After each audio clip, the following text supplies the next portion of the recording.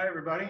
This is Matt Dorsey with the Martial Arts America Schools in Rochester, New York. Happy to be part of the Super Summers virtual seminar this year. It's a little different than what we've had in the past, but I know we're going to have a great time learning some new things. And I'm an Ishinryu practitioner. I've been doing it for more than 40 years and am director of 3 schools in Rochester, New York. So what I'd like to do today is introduce you to a kata called Sanchin kata. The style I do, Ishinryu, comes from Okinawa, Japan, and Ishinryu is made up of 2 styles. It's a combination of the style Goju-ryu and Shorin-ryu. And Goju-ryu is known for having these strong breathing katas, and Sanchin is one of them. The term Sanchin is sometimes translated as being 3 battles or 3 areas to be focusing on. And we'll talk about that a little bit as we go into it. It's also known as the kata that has the tension and the hard diaphragmatic breathing that works on muscle technique, muscle structure, muscle control, breathing control, all of these things. And no matter what style of martial arts you practice, there's a benefit to learning this kata, or at least the principles of this kata, so that you can apply it to what you already know. This is a short kata. It's not going to be long or hard to learn. And it's not even real important as to remembering the order of the techniques, or that if you forget the order of the techniques but you get the principles, you're still going to get a tremendous amount out of it.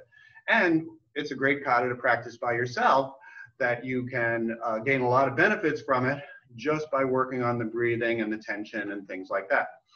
So I'm going to be teaching you the Ishinryu version of it, which is a little slightly different than the Goju-ryu, but the principles are basically the same. So are you going to follow along with me? We don't have to warm up for it. It's a standing kata, a stepping kata. And what I want to show you first is the stance that's the predominantly used stance in this kata. It's called the Sanchin stance, of course. And it is like a forward stance, a short forward stance, but the foot position is with the feet angled in slightly. You can see here from a front view how the feet are twisted in. So the toes are more inward, the heels are more outward. Now, one foot, of course, is in front of the other for this position. And if I am stepping in the kata, I would step and get to that position again with the feet in that pigeon-toed or twisted in position as well. Now, there's a couple of things about this stance, and if you want to follow along with me, you can do it. Stand in this position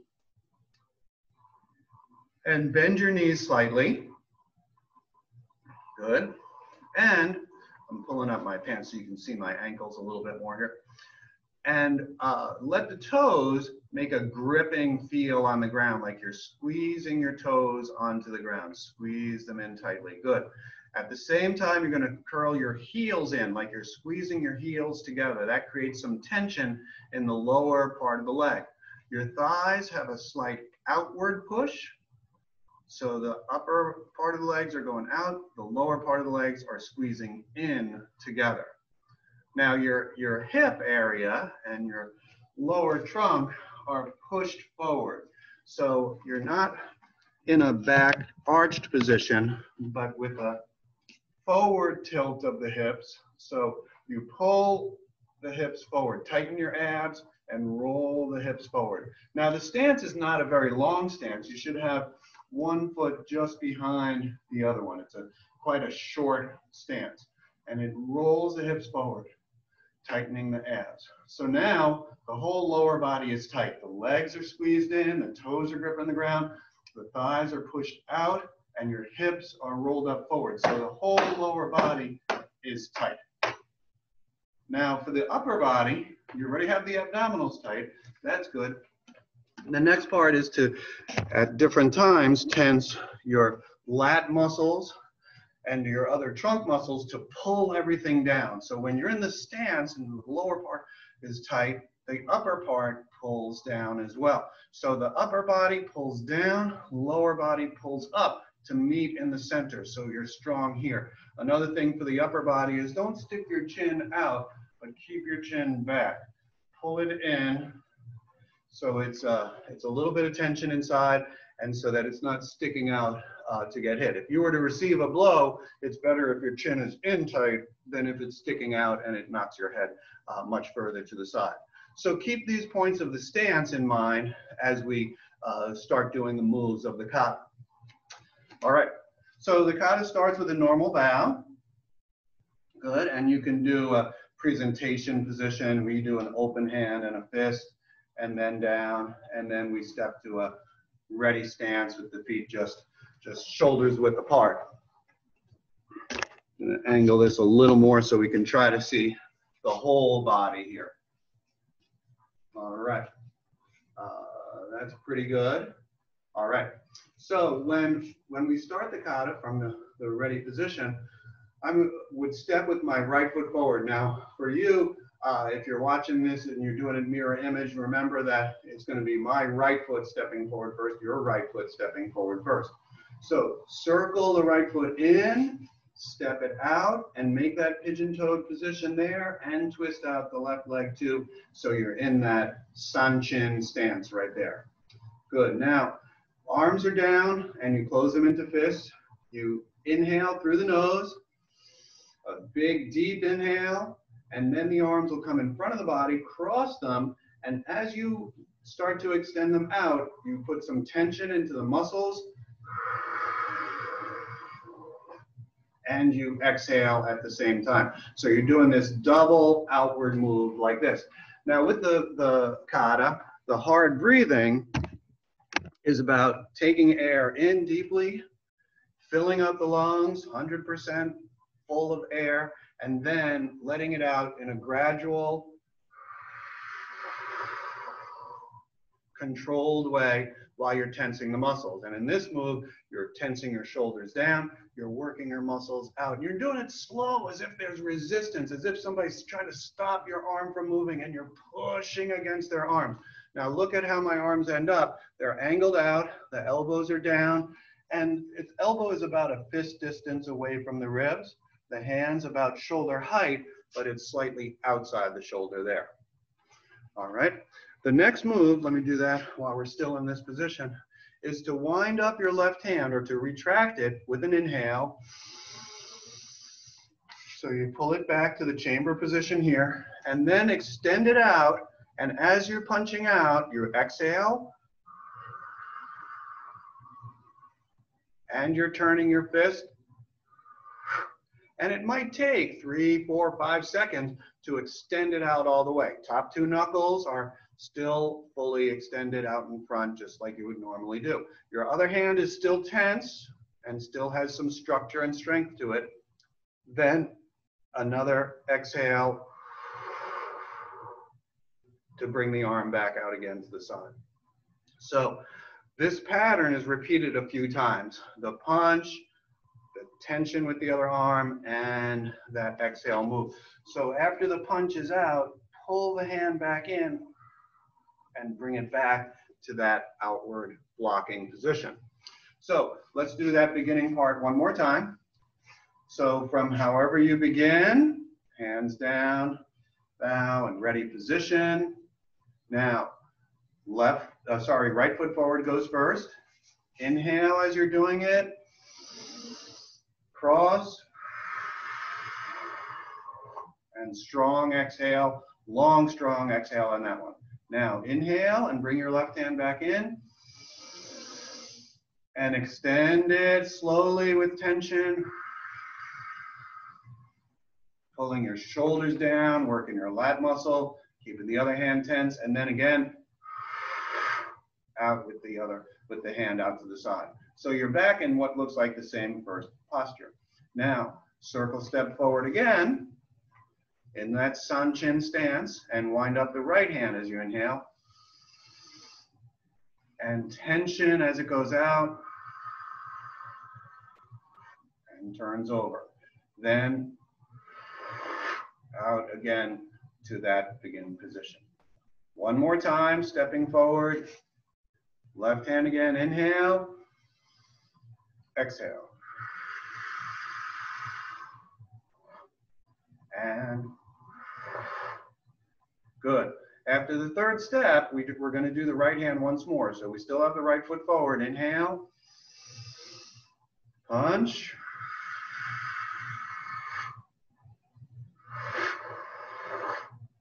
And then again.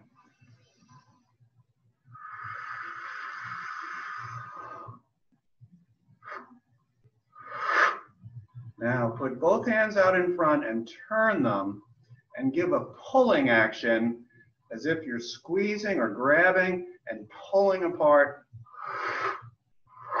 And that's also tension. In this motion, because you're pulling in an outward fashion, you can feel it in your back muscles. If you tense your shoulders down and you take some time and you exhale, you should feel it in the back muscles. Now bring both hands back in. They're chambered up and go out with the open hands, like a spear hand strike, and then turn them, grab, pull. So you're closing your grip at that point, tensing your muscles there.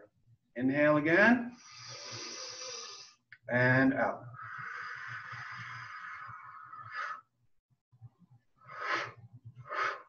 And one more time.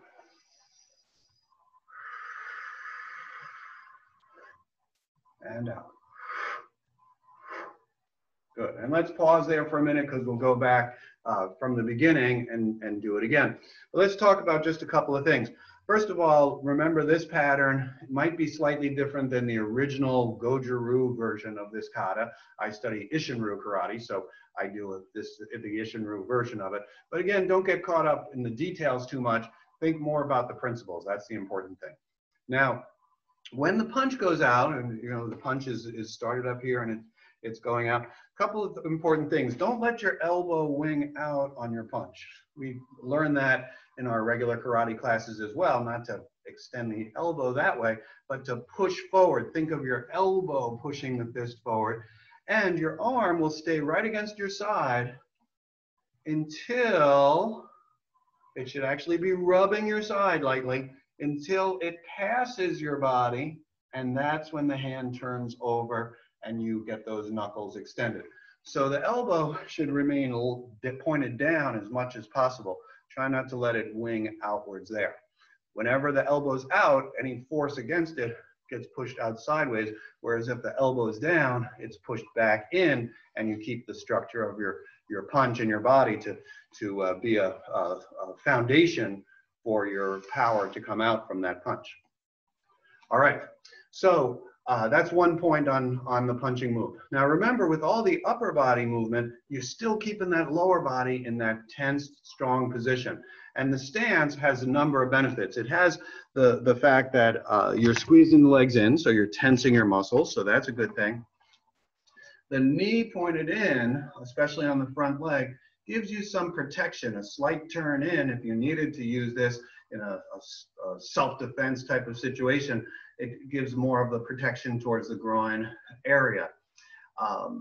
It's not leaving yourself wide open this way, but you are pulling in, and you can tense and you can squeeze the legs together also to create a smaller target for your lower body, especially if somebody's striking to the groin.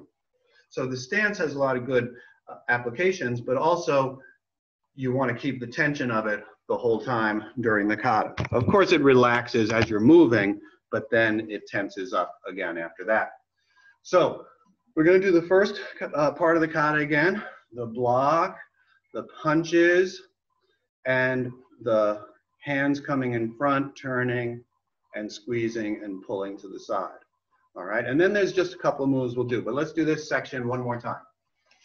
So from the beginning to a ready position, right foot comes forward, inhale, both arms, and that's one full breath, one strong breath to do that. Inhale now, and exhale, turning the punch over as you're extending it, then pulling it in, back to that initial position. Step again. Inhale. And punch, this time with the right hand. So your left foot's forward, your right hand's punching, and then pulling it out to the side. One more time, step. Deep breath, big breath, fill up the lungs. Then exhale. And this block.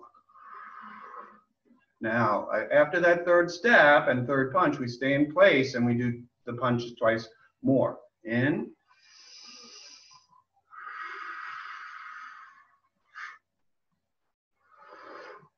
And next.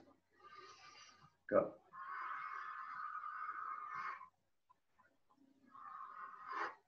Now, both hands in front and pull, close.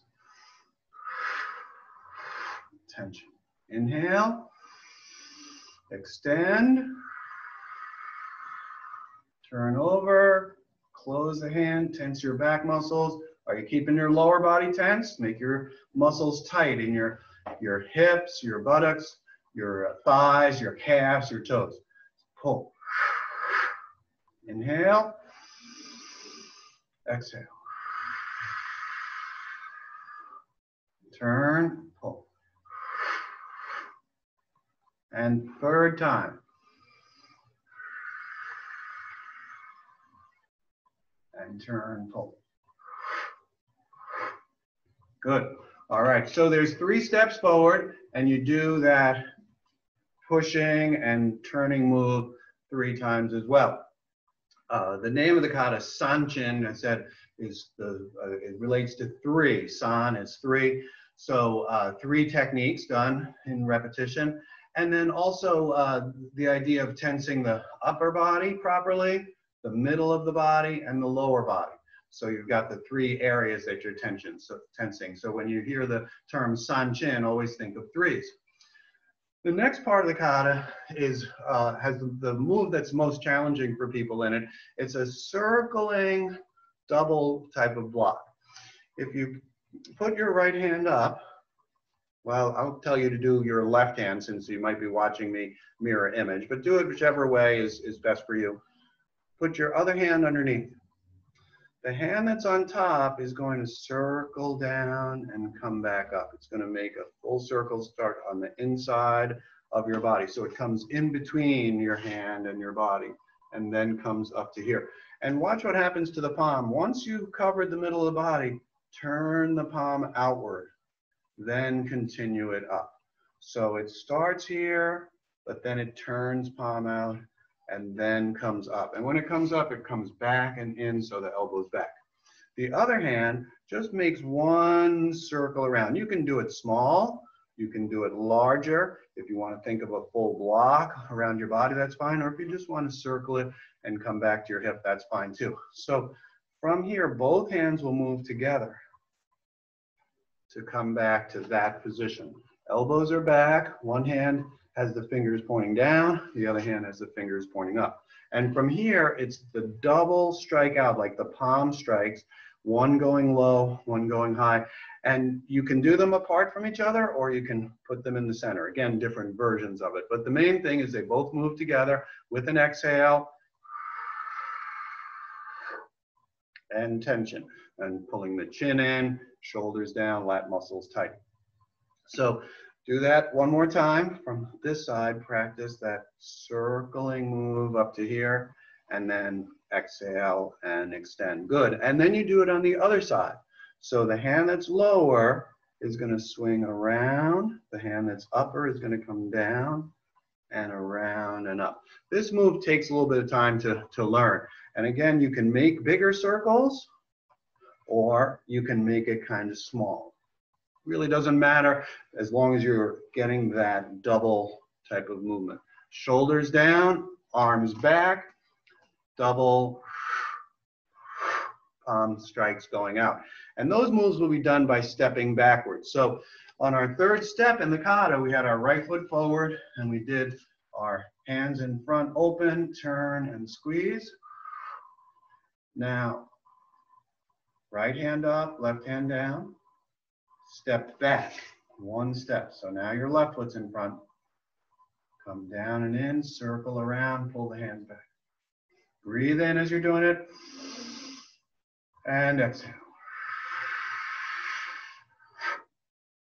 Now, left hand up, right hand down. Step back. Come down with one arm, around with the other, in. And exhale. Then step forward, hands in position, and finish. And bow. All right, so again, the movements we'll go through one more time. We'll do the whole kata again, but the movements are not quite as important as the principles, and that's what you really want to think about. Now, when we punch, if we keep our elbow along our side and we only turn the punch at the end, we keep the elbow down, that makes a structurally better punch, a stronger punch. It's harder to block, it delivers more power. When our arm goes out, we don't want to just keep the arm here and circle it this way. That doesn't really have a lot of strength behind it. So let the arm come in, let the elbow come into the body a little bit, get your twist, and then pull it out using your back muscles as you're doing that. So now you're making what looked like a normal side block into a better block with that proper muscle tension. By going slow with this kata, we're able to focus on the muscle groups that are being used for these different techniques. So going slow doesn't just mean you're making strength in the muscle. That, of course, can be helpful, but it's also putting awareness on your technique. On the punch again, what helps with the punch is your pectoral muscle should be tight. So when you ever see people doing Sanchin kata, especially in traditional Okinawan karate schools, you'll often see the instructor or fellow student poking, pushing, slapping, hitting different areas of the body to make sure those muscles are tight in those areas. They might hit on the shoulders, they might hit on the lat muscles, they might hit on the thighs, usually with a slap or a strong motion, but sometimes even just a poke to make sure those muscles are tight in the correct positions. So when you see this kata being done and people are hitting, there's a particular reason for it. It's to remind the person doing the kata what areas they need to tense up on. So of course they'll test the abdominal area too, but it shouldn't be a macho thing. How hard can you hit somebody? It should be just awareness that that area should be tight. So don't take it as a license to slam somebody. That's not what we're looking for. We're looking to teach and to improve our classmates when we're doing this kind of testing, or shime, they call it, with our partner in class. So let's do the Sanchin kata one more time, and at a slow pace, with awareness and breathing and tension on the muscles. Here we go. I'm going to get a little better position here.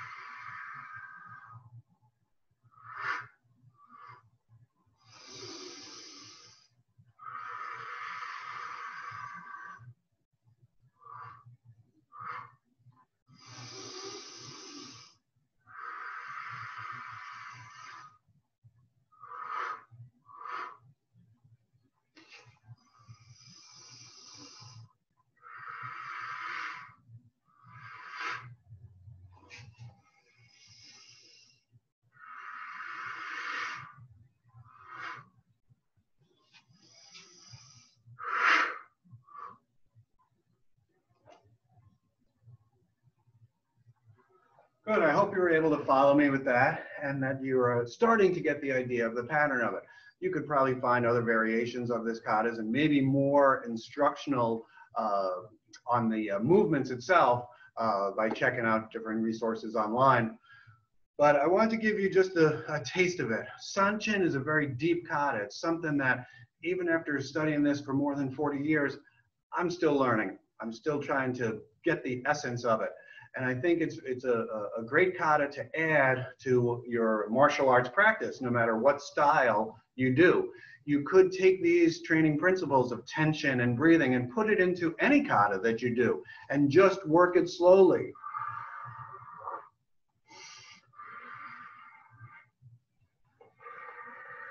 And think about the muscles that are being used as you're doing those movements.